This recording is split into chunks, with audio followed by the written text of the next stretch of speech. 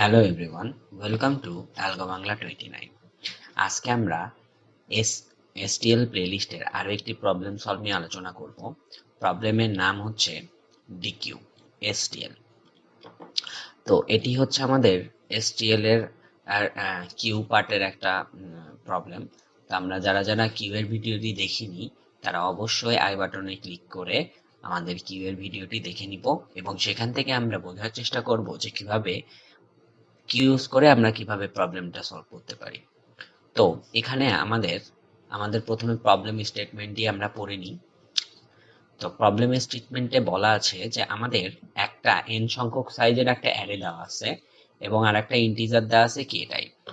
তো আমাদের যেটা করতে হবে সেটা হচ্ছে আমাদের যেই মান কে যে মানটা দেওয়া থাকবে সেই মানের সাপেক্ষে আমরা যে কয়টা সাব অ্যারে তৈরি করতে পারবো সেই সাইজের বা কে সাইজের যে কটা সাব অ্যারে তৈরি করতে পারবো সেই সাব অ্যারের মধ্যে সবচেয়ে ম্যাক্সিমাম নাম্বারটা কত সেটি হচ্ছে আমাদের বের করতে হবে। এবং অবশ্যই যে সাব অ্যারেটি আমরা বানাবো সেই সাব অ্যারেটি হবে হচ্ছে কন্টিগুয়াস মানে হচ্ছে একটার পর একটা মানে পরপর থাকা লাগবে। তো আমরা একটা ইনপুট এক্সাম্পল দেখে বোঝার চেষ্টা করি। যেরকম আমাদের এখানে স্যাম্পল ইনপুট দেওয়া আছে। তো আমরা প্রথমে দুইটা টেস্ট কেস নিছি, একটা হচ্ছে প্রথমে, তারপরে দুইটা ইন্টিজার নিছি, একটা হচ্ছে 5 আর একটা 2। 5টা হচ্ছে আমাদের যে মেইন অ্যারে, সেই অ্যারেটা। তো আমরা 5 সাইজের একটা অ্যারে নিছি, সেটা হচ্ছে 3 4 6 3 4। তো এরপর আমরা এই যে কে নিছি 2, তার মানে হচ্ছে আমাদের 2 সাইজের সাব অ্যারে তৈরি করতে হবে যেগুলো হচ্ছে কন্টিগুয়াস। তো আমরা 2 সাইজের কয়টা সাব অ্যারে করতে পারি যেটা কন্টিগুয়াস বা পরপর আছে? একটা করতে পারি 3 4, এটা একটা সাব অ্যারে। তারপরে করতে পারি 4 6, এটা একটা সাব অ্যারে। তারপরে তৈরি করতে পারি 6 3, এটা একটা সাব অ্যারে। আর একটা তৈরি করতে পারি 3 4। তো এই যে চারটা সাব অ্যারে তৈরি করা সম্ভব, একটা, দুইটা, তিনটা আর চারটা। এই চারটা সাব অ্যারে তৈরি করতে পারবো। তো এর মধ্যে আমাদের খুঁজে বের করতে হবে সবচেয়ে ম্যাক্সিমাম নাম্বার কত কত। যেরকম 3 4 সাব অ্যারের মধ্যে ম্যাক্সিমাম হচ্ছে 4, এই জন্য এই যে আউটপুটে 4 আসছে। তারপরে 4 6 সাব অ্যারের মধ্যে ম্যাক্সিমাম হচ্ছে 6, এই জন্য আউটপুটে 6 আসছে। আবার 6 3 এর সাব অ্যারের মধ্যে ম্যাক্সিমাম হচ্ছে 6, এখানে আউটপুটে 6 আসছে। 3 4 এর ম্যাক্সিমাম সাব অ্যারে এলিমেন্ট হচ্ছে 4, তো এখানে আউটপুটে 4 আসছে। এটাই হচ্ছে আমাদের আউটপুট।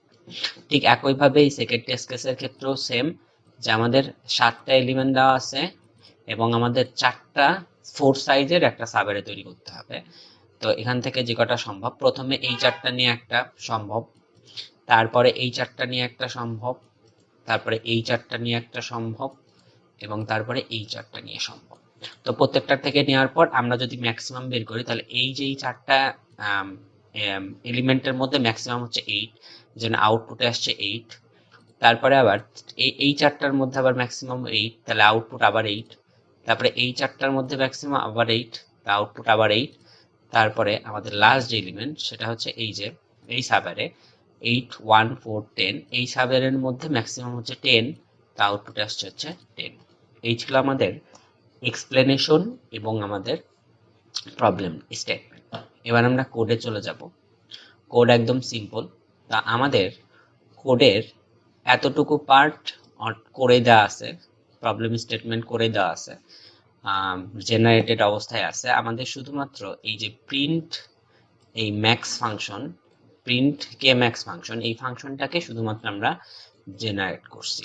তো এখানে আমরা প্রথমে একটা ডিকিউ নিছি। ডিকিউ কি জিনিস সেটা আমরা সবাই জানি, যে ডাবল এন্ডেড কিউ, যেটাতে আমরা হচ্ছে উভয় পাশে আমরা কি এলিমেন্ট রাখতে পারি, ফ্রন্টেও রাখতে পারি, ব্যাকেও রাখতে পারি। ওকে, তারপর আমরা একটা ইন্টিজার নিছি আই, এটা হচ্ছে আমাদের অ্যারের ইন্ডেক্স ট্রাভার্স করার জন্য বা যে কোনো কিছু ট্রাভার্স করার জন্য আমরা একটা ভ্যারিয়েবল নিছি।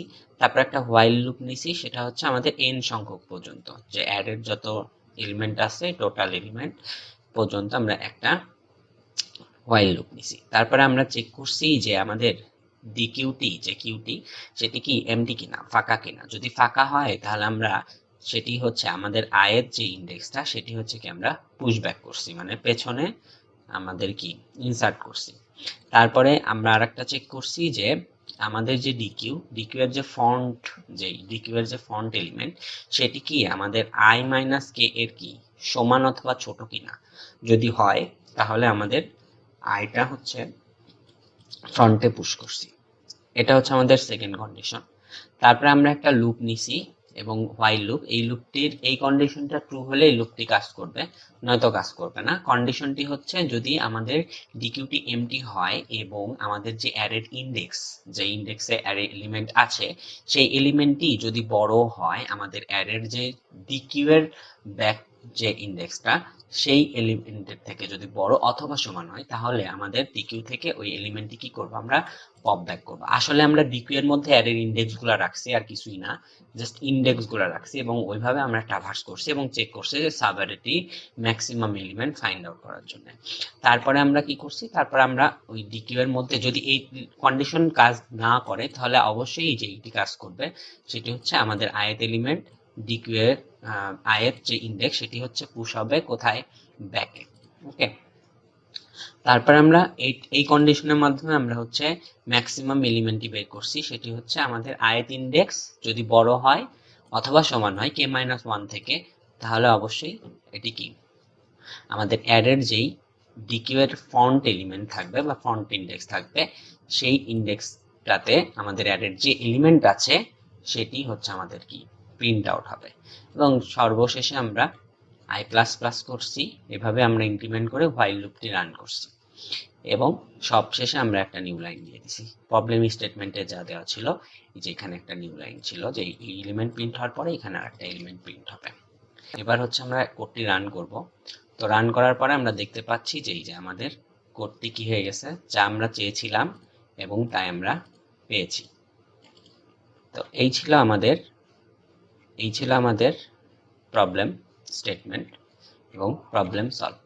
আশা করি আপনারা সবাই আলগো বাংলা 29 এর পাশে থাকবেন এবং আলগো বাংলা 29 চ্যানেলটিকে সাবস্ক্রাইব করুন, লাইক করুন, শেয়ার করুন এবং বেল আইকনে ক্লিক করুন, যাতে আপকামিং ভিডিও আপডেট পেতে পারেন।